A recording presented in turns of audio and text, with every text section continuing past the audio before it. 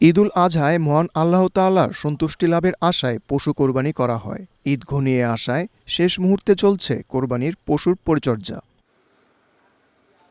প্রতিবারের মতো এবারও কোরবানির জন্য পশু মোটাতাজা করছেন গাইবান্ধা জেলার খামারিরা। অনেকে আবার শখের বশে গড়ে তুলেছেন খামার। তেমনি একজন সদর উপজেলার বাদিয়াখালীর গোয়াইবাড়ি গ্রামের রেজল করিম। তার খামারে বিভিন্ন জাতের বড় আকৃতির বেশ কয়েকটি গরু আছে, যা দেখতে প্রতিদিন ভিড় করছেন এলাকাবাসী। বড় বড় গরু, কালো লাল গরু দেখতে অনেক সুন্দর। বিভিন্ন জায়গা থেকে লোকজন আসে এবং ছবি তুলে নিয়ে যায়। তার আসলে এটা মানে সময় কাটে আর কি, এখানে এসে দেখার জন্য, দেখলে ভালো লাগে। গরু দেখার জন্যই অনেকে এখানে আসে, যে একই রকম সাইজের প্রায় অনেকগুলো গরু এখানে আছে। শখের বসাতে করতে করতে মানে এই অবস্থা। এখন বলে আস্তে আস্তে কয়েকটা এখন বাড়ে, পরে আবার পুরাটা ঘরে উঠাই নেই, বলে দেখি আরো উঠানের তার সামনে বাড়ালে জল বাসে করতে রাখে ইনশাল্লাহ।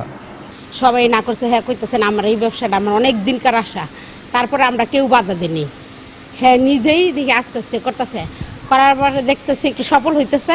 তো আমরা হলে সংসারে কাজ করি, পাশাপাশি জাউলির ভাইজানের খামারে কাজ করি, টাকা পয়সা দেয়, আমার সংসার ভালোভাবে চলে। কল কাটি, মেশিন দিয়ে ঘাস কাটি, আবার গরু গাও ধোয়াই, তারপরে গরু খিলেই। গোখাদ্যের দাম বেশি হলেও সার্বিক পরিস্থিতি ভালো থাকায় এবার খামারিরা ভালো লাভ করতে পারবে বলে আশা প্রাণী সম্পদ কর্মকর্তার। প্রতি বছর খামারিরা অনেক সংখ্যায় থাকে। এবার রাজনৈতিক প্রেক্ষাপটে যেহেতু অনেক নির্বাচন হয়ে গেছে, আসলে মাঠ পর্যায়ে কিছুটা টাকার এখনো আছে। গত বছরের ন্যায় খামারিরা অবশ্যই লাভবান হবে। এবছর গাইবান্ধা জেলায় মোট 1,45,381টি গবাদি পশু প্রস্তুত করা হয়েছে। Sheikh Fahim, Asian television.